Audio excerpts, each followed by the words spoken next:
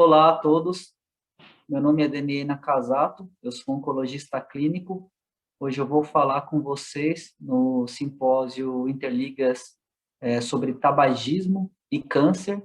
Agradeço o convite da Universidade Federal de Jataí. Primeiramente, esse é um desenho muito bonito, na verdade uma pintura de Van Gogh, né? Uma caveira fumando, né? Eu acho que isso é bem emblemático da nossa aula. Vou me apresentar brevemente. Eu sou formado pela Faculdade de Medicina da USP, fiz residência de Clínica Médica no Hospital das Clínicas da USP e de Oncologia Clínica no ICESP, que também é ligado à USP. Hoje eu trabalho aqui no Hospital Santa Paula, que é ligado à Rede Ímpar, em parceria com o Hospital Sírio-Libanês, né, em São Paulo. Vou falar um pouquinho da história do cigarro, né? Mais de 1000 anos antes de Cristo, o tabaco já era utilizado na América Central, principalmente com um intuito medicinal e religioso, né? Rituais. E essa história acompanha a história da humanidade. Nas grandes navegações, então, os europeus têm contato com os indígenas. No século XV, eles levam o tabaco para a Europa e começa o início desse hábito, né? No século XVI, já havia charutos, que ainda tinha um custo muito alto, né? Tinha que ser trazido da América. E alguns mendigos na Espanha, em Sevilha, perdão, eles começam a pegar resto do charuto e enrolar em papel. E daí que é a criação do cigarro. Com a Revolução Industrial, no século XIX, começa a ter a produção numa maior escala de caixa de fósforo, de máquina de enrolar cigarro. E em 1845 começa uma produção industrial de cigarro. Ironicamente, é uma empresa estatal francesa que dissemina o fumo pelo planeta. E isso foi muito popular. Na Primeira Guerra Mundial, os cigarros eram distribuídos para os soldados, né? Nessa foto, são soldados no fronte. A Primeira Guerra foi uma guerra muito de trincheiras, e os soldados ficavam fumando. Assim que a guerra acabou, o exército retornou para os países já com os jovens fumando. Então, era um símbolo de liberdade, de juventude. O cigarro é muito importante na história do Brasil também, inclusive está presente aqui no Brasão da República, né? Nós temos folhas de café e folhas de tabaco. E só nos anos 50, num estudo que eu vou mostrar, que começaram a ver uma associação do tabagismo com câncer de pulmão. E essa história, ela tem uma intersecção com a história da oncologia. Na história das doenças, nunca houve um Deus para o câncer, diferente de outras doenças que acometiam a humanidade há muito mais tempo. A população, né, as pessoas não viviam, entre aspas, tempo suficiente para desenvolver um câncer. A expectativa de vida era muito mais baixa, por uma série de condições. As doenças mais letais eram tuberculose, cólera, varíola, lepra, peste, pneumonia, né? Sem falar em guerras, desnutrição. E no século XIX, os médicos começaram a associar o aparecimento de câncer com uma melhor condição das cidades, né, da civilização. A gente sabe que o risco aumenta muito conforme o paciente envelhece, com a idade e a longevidade.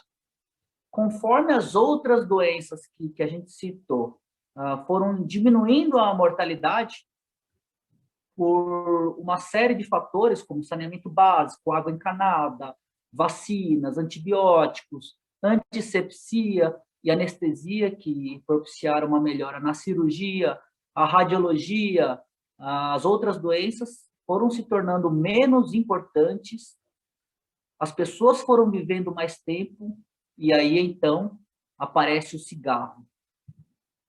O tabagismo, segundo a Organização Mundial de Saúde, mata ao redor de 6 milhões de pessoas por ano no mundo todo. Só para efeito de comparação, eu coloquei aqui acidentes de trânsito, dá um pouco mais de 1 milhão. Terrorismo, que tem filmes sobre isso, ao redor de 30 mil pessoas.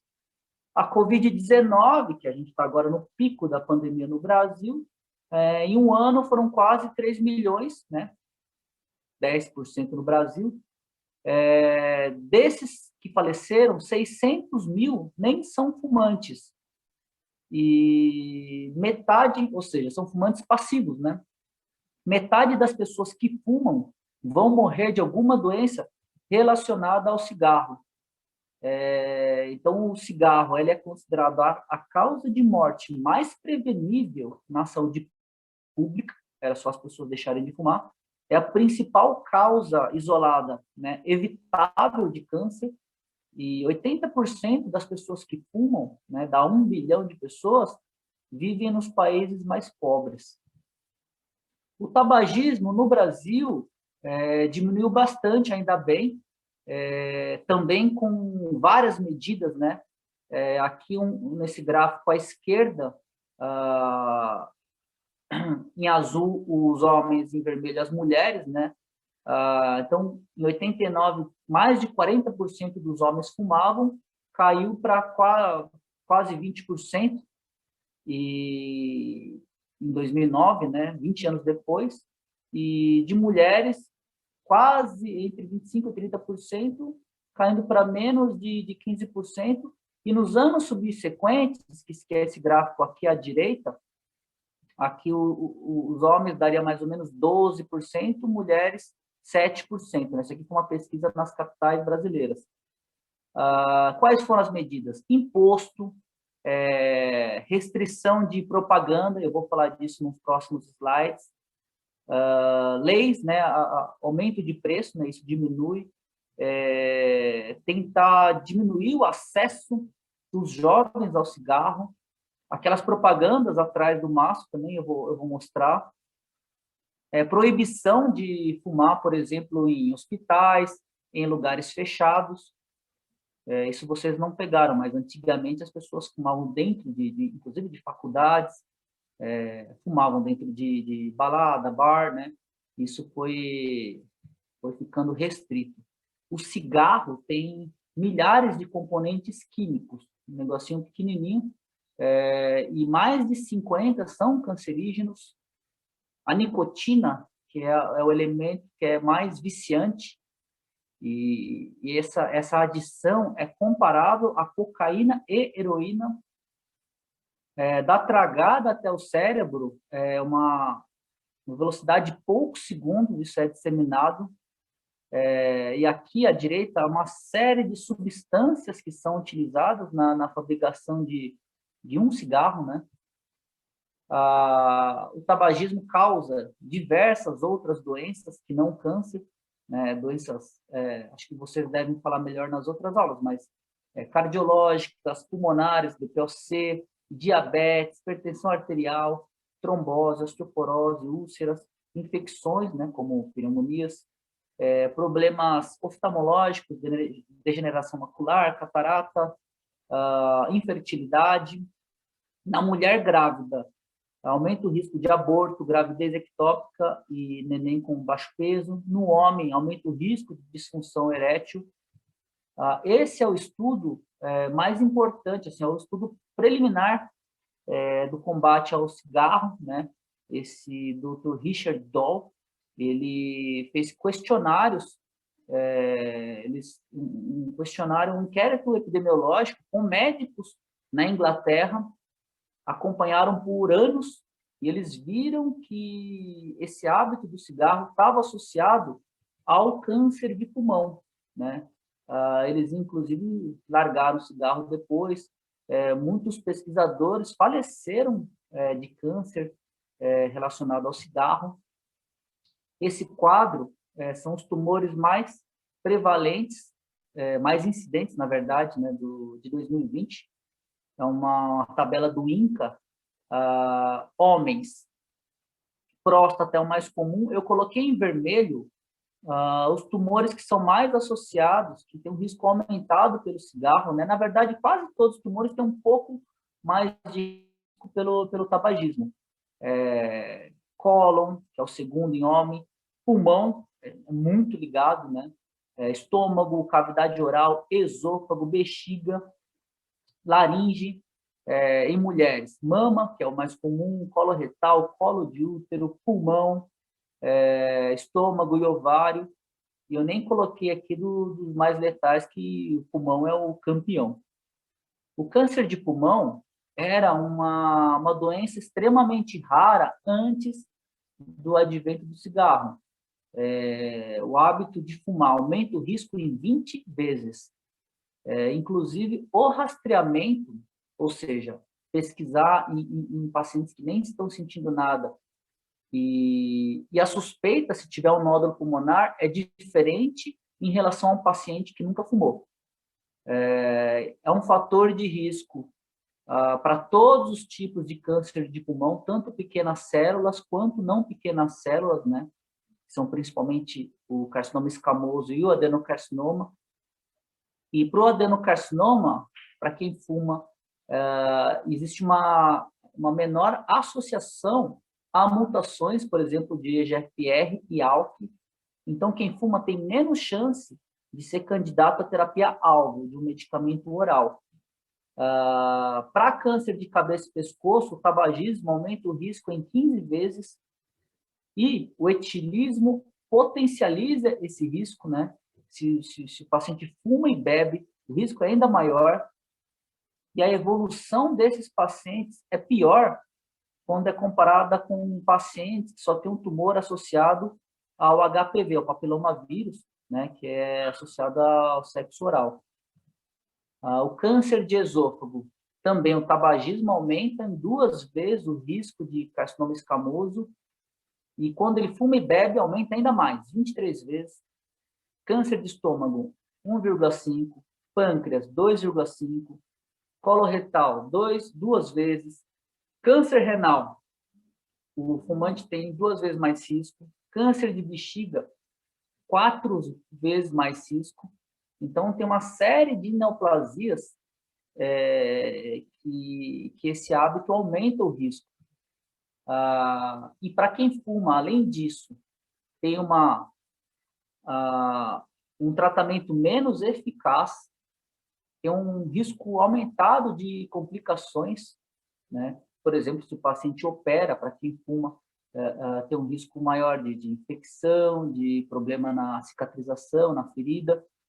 Quem fuma tem maior risco de recorrência, ou seja, do câncer voltar, e um risco maior de apresentar outro câncer, né? Por exemplo, quem tem um câncer de cabeça e pescoço, muitas vezes a gente faz uma endoscopia até para procurar um outro câncer associado, um câncer de esôfago, por exemplo.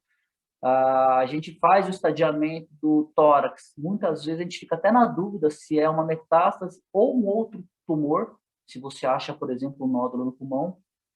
E tem um risco maior de outras doenças que foram citadas. Conforme houve uma guerra política e jurídica, né, em tribunais mesmo, para diminuir a frequência de fumantes na população americana, né, isso se arrastou por décadas, inclusive com informação, contra-informação, estudos falsos. É parecido com o que está acontecendo com a Covid, né? Mas na população americana, conforme houve uma diminuição do número de fumantes, décadas depois, você começa a observar uma diminuição também na incidência de câncer de pulmão, né? Isso foi mais acentuado nos homens, né? Afinal, Os homens começaram a fumar antes das mulheres nos Estados Unidos e em todo o mundo. A propaganda da indústria do tabaco foi sempre muito forte, né? Isso acho que vocês não pegaram tanto, mas nos anos 80 as propagandas eram maravilhosas, né? Do Marlboro com cowboy, né? Mostrando uma liberdade, um homem independente, seguro. Hollywood tocava música, pessoal surfando, andando de asa delta, o carro do maior atleta da Fórmula 1 tinha Marlboro escrito na McLaren, do Ayrton Senna, tinha até cigarro de chocolate. Eles viram que as mulheres entraram no mercado de trabalho, começaram a colocar atrizes fumando, né? Aqui a Audrey Hepburn, a Uma Thurman, né? Isso também aumentou o número de mulheres fumantes. E agora existe a antipropaganda, né? Atrás de todo maço, na padaria eles tentam esconder, mas tem uma série de informações sobre o risco de cigarro, né? E são imagens chocantes, né? De problema para criança, aumento do risco de gangrena, de infarto, de câncer, perda de familiares, impotência sexual, né? Problema estético, isso aí é bem impactante. Algumas medidas que eles tomaram foi tentar reduzir ou banir a propaganda do cigarro, aumentar o imposto, em vários estudos, aumentando o preço do cigarro, se diminui o número de fumantes num país, tentar impedir a entrada e a venda ilegal, né, são os cigarros por tráfico, monitorar o tabagismo, ou seja, saber quanto da população está fumando, quanto está sendo gasto com isso. Existem tratamentos tanto de terapia quanto farmacológicos para deixar de fumar, né, de reposição de nicotina, antidepressivos. A pessoa que fuma tem um custo muito alto, né, o custo médio, eu fiz um cálculo, isso foi ano passado, dá R$200 a R$400 por mês, dependendo do ganho do fumante, isso é uma boa parte da renda. Em 20 anos, um custo de 50 a 100 mil, isso se a pessoa não tiver nenhuma doença relacionada. Porque se a pessoa fica doente, o gasto é muito maior, se for contar remédios, ida em médico, exame, enfim. Como mensagens finais, o tabagismo ele está muito associado a diversos tipos de câncer e outras doenças. As histórias do tabagismo e da oncologia e da medicina estão entrelaçadas, né? Como eu falei. Essa frase eu acho muito importante. Eles consideram que o cigarro é o artefato mais mortal já criado pelo homem, né? Ainda existem mais de 1 bilhão de fumantes no mundo e um aumento na Ásia, né? Apesar de uma redução no Brasil. Aliás, no Brasil, é um dos países, comparado com os grandes países, em que menos se fuma, né? Tem regiões do Norte e Nordeste que a prevalência é ainda menor de fumantes, mas aqui ainda temos 20 milhões de fumantes.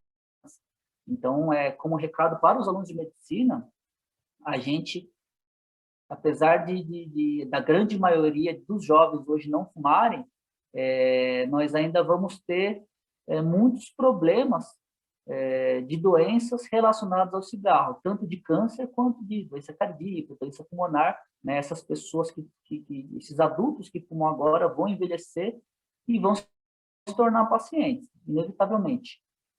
Nós tivemos, graças a Deus, avanços em leis e na terapia. Essa frase do Mark Twain, muito boa: deixar de fumar é fácil, eu já deixei centenas de vezes, né? Ou seja, é um hábito muito viciante e letal, porém que o paciente não vai morrer logo quando começa a fumar, quando ele está jovem, adolescente. Ele vai ter problema 10, 20, 30 anos depois, quando ele já está preso, ele já não consegue largar. Como última mensagem, não fume, para quem fuma, parar, tentar parar de fumar. E na nossa família, principalmente o pessoal mais velho, a gente deve ter pai, mãe, tio, avós que fumam, tentar convencer alguém a parar. É difícil, mas é uma coisa que a gente faz pelo bem da nossa família, da sociedade. Vou deixar aqui meus contatos, agradeço mais uma vez, pessoal da Universidade Federal de Jataí, meu e-mail, se alguém quiser me escrever, meus perfis no Instagram, Denina Casato, ZapDoc, que é o grupo que eu fiz com alunos do Padrinho Med, e eu deixei alguns vídeos aqui nesse canal do YouTube, se alguém quiser acompanhar. Muito obrigado.